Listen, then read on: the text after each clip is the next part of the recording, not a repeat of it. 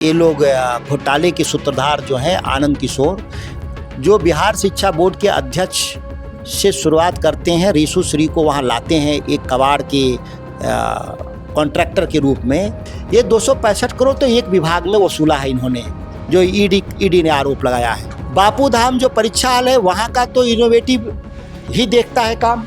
इस बार भी मेधा घोटाला हुआ है जो मीडिया में नहीं आया। रूबी राय कांड दोबारा न हो इसके लिए बिहार सरकार ने एक कमेटी बना दी है।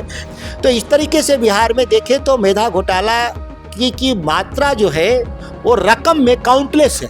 ये थोड़ी बहुत आ जाती हैं खबरें, नहीं तो बाकी तो खबरें भी नहीं बन पाती। इनकाउंटर को कोई सही अगर कह रहा हो, इंक्लूडिंग आप भी, तो मैं सहमत नहीं हूँ। मैं वहाँ लोकल प्रशासन को दोषी नहीं मानता, मेरा व्यक्तिगत ओपिनियन है, जांच होने दीजिए।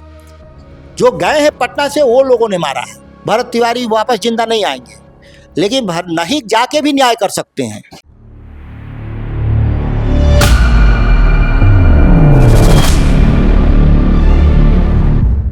नमस्कार, वॉच न्यूज़ देख रहे हैं आप। मैं हूं आपके साथ प्रज्ञा। आज हमारे साथ मौजूद है आरजेडी से सांसद सुधाकर सिंह, जिनका आरोप है कि रीशु श्री टेंडर घोटाले में आनंद किशोर गॉडफादर है। और इतना ही नहीं, हाल ही में जो परीक्षाएं हो रही हैं उसमें टॉपर घोटाले पे भी आज आपने पीसी किया है। सिर्फ साक्ष्य है या फिर सिर्फ आरोप है? देखिए, साक्ष्य तो ये सभी का है जो उन पर ये लोग घोटाले के सूत्रधार जो हैं आनंद किशोर, जो बिहार शिक्षा बोर्ड के अध्यक्ष से शुरुआत करते हैं, रीशु श्री को वहाँ लाते हैं एक कबाड़ के कॉन्ट्रैक्टर के रूप में। फर्जी जो रद्दी कॉपी और किताब को बेचने का टेंडर होता है, और वहाँ से श्री आनंद किशोर जिस विभाग में गए वहाँ ये पीछे से कलेक्टिंग एजेंट, जैसे पैसा कलेक्शन के लिए तौर पे काम करते रहे। ये 265 करोड़ तो एक विभाग में वसूला है इन्होंने, जो ईडी ने आरोप लगाया है। बाकी डिपार्टमेंट में भी अलग अलग जगह पे वसूली किया है। ये कई हजार करोड़ का मसला है, कमीशन इन लोग को गया है। मेधा घोटाले के आरोप में मेरे पास तो मीडिया ही कह रही है कि फर्जी बायोमेट्रिक्स के आधार पे पुलिस में परीक्षा में 200 लोग पकड़े गए। जो इनोवेटिव कंपनी बायोमेट्रिक्स का काम देखती है बिहार में, उस कंपनी को तो नियुक्ति किसने किया? आनंद किशोर ने किया। बापू धाम जो परीक्षा हॉल है वहाँ का तो इनोवेटिव ही देखता है काम। यह अन्य राज्यों में इनोवेटिव कंपनी ब्लैकलिस्टेड है, तो बिहार में कैसे काम कर रही है? तो ये तो इस साक्ष्य हैं। इस साल मैंने कहा कि पहले के मेधा घोटाला में तो इनके साक्ष्य हैं। इस बार भी मेधा घोटाला हुआ है जो मीडिया में नहीं आया। कैसे नहीं आया? कि परीक्षा में 15 लाख छात्रों में फर्जी तरीके से फर्स्ट डिवीजन और मेरिट लाने के लिए जो परीक्षा में बायोमेट्रिक्स अटेंडेंस के नाम पे दूसरे लोगों को बैठा के दिलवाया जाता है, तो किरकिरी ना सरकार की हो, बोर्ड की किरकिरी ना हो, रूबी राय कांड दोबारा ना हो, इसके लिए बिहार सरकार ने एक कमेटी बना दी है कि टॉप 10 स्टूडेंट का इंटरव्यू लेने के बाद ही कंफर्म किया जाएगा। जब इस बार कमेटी 10 बच्चों का जब इंटरव्यू ले रही थी तो एक बच्ची शुद्ध बोल नहीं पा रही थी, तो उसे कमेटी ने कहा लिख कर एक पेज दो। तो उसने जब लिख के दिया एक पेज, तो आश्चर्यजनक रूप से उसकी कॉपी से मिलान हुआ तो उसके हैंडराइटिंग नहीं मिले। तो उस लड़की से और बोर्ड ने समझौता किया कि आपको हम फर्स्ट डिवीजन पास कर देंगे, लेकिन टॉपर आपको नहीं बनाएंगे और हम दोनों संतुष्ट हो जाए। लेकिन इससे तो बात बनेगी नहीं। ठीक है, टॉप 10 में से तो आपने छांट दिया, मेधावी नहीं थे लोग, लेकिन बाकी नीचे लाखों लोग का जो मेधा का आपने घोटाला किया वो तो बदसूरत जारी है अभी भी। तो इस तरीके से बिहार में देखें तो मेधा घोटाला की मात्रा जो है वो रकम में काउंटलेस है। उसका अनरिपेयरेबल लॉस कहते हैं इसको हम, क्योंकि पता करना आसान नहीं है कि कौन आदमी कब फर्जी तरीके से पास होकर सिस्टम में चला आया और कितना कितना वो लॉसेज किया।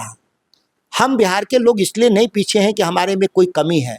हमारे नेतृत्व करने वाले ऊपर बैठे हुए लोग इस तरह का डिजाइन किया है घोटाले का, जिससे आसानी से बहुत भ्रष्ट लोगों को नहीं पकड़ा जा सकता। ये थोड़ी बहुत आ जाती हैं खबरें, नहीं तो बाकी तो खबरें भी नहीं बन पाती। तो विपक्ष के नाते आपका अगला कदम क्या है? देखिए, विपक्ष के नाते हमारा खबर है, पार्टी हमारी सड़क पर उतरी, प्रखंड स्तर पे धरना दिए, जिला स्तर पे धरना दिए, आगे भी हम धरना प्रदर्शन करेंगे। हम मीडिया के जरिए हम बात बता ही रहे हैं। हम कोर्ट भी जाने वाले हैं इस मामले में, और सदन में भी आप देखेंगे लोकसभा और विधानसभा का सत्र में इसमें भी हम लोग इस बात को उठाएंगे। ये तो हुई भ्रष्टाचार की बात। अभी भोजपुर में चर्चित भरत तिवारी इनकाउंटर पे आपका क्या कहना है, क्या सही था? इनकाउंटर को कोई सही अगर कह रहा हो, इंक्लूडिंग आप भी, तो मैं सहमत नहीं हूँ। आप मेरा इंटरव्यू चलाएं या ना चलाएं, कभी भी इनकाउंटर के पक्ष में हम लोग नहीं हैं। ये मानवाधिकार भारत के संविधान ने आर्टिकल 21 में राइट दिया है कि किसी को मृत्यु दंड विधि द्वारा स्थापित कानून के जरिए होगा, और विधि सुप्रीम कोर्ट इसमें इंटाइटलमेंट है, किसी व्यक्ति को इंटाइटलमेंट नहीं है। भारत तिवारी से भी पहले देखिए, सेलेक्टिव लड़ाई नहीं है हमारी, ये हमारी टोटलिटी की लड़ाई है और गंभीर लड़ाई है कि आप किसी को भी, गुनाहगार को भी, यह गुनाह दंड देने का अधिकार माननीय न्यायालय को है। उस अधिकार को अतिक्रमण नहीं कर सकते कार्यपालिका के लोग, वो मुख्यमंत्री ही क्यों न हो। जब तक गुनाह साबित ना हो वो कोर्ट तय करेगा, वो मुख्यमंत्री नहीं तय करेंगे। ये बिना गुनाह साबित किए हुए आप गोली मारने का आदेश दे रहे हैं। कुंदन कृष्णन एडीजी जो डीजी है एसटीएफ का, उसने एसटीएफ भेजा वहां मारने के लिए। ये तो हास्यास्पद है। मैं वहां लोकल प्रशासन को दोषी नहीं मानता, मेरा व्यक्तिगत ओपिनियन है, जांच होने दीजिए। जो गए हैं पटना से वो लोगों ने मारा है। सीएम अब तक नहीं गए वहां पे, इस पे आप क्या कहें? देखिए, सीएम जाए ना जाए इसलिए कोई फर्क नहीं पड़ता, जाने से भी भरत तिवारी वापस जिंदा नहीं आएंगे, लेकिन नहीं जाके भी न्याय कर सकते हैं। और वो न्याय ये कहता है कि उस वरिष्ठ अधिकारियों को चिन्हित करके दंडित करें। बहुत बहुत शुक्रिया। तो हमारे साथ मौजूद थे सुधाकर सिंह, उन्होंने घोटाले के साथ साथ आपराधिक जो ये फेक इनकाउंटर हुआ इस मामले में बात की। आपकी इस पे क्या राय है, हमें कमेंट बॉक्स में जरूर बताइएगा। देखते रहिए वॉच न्यूज़। धन्यवाद।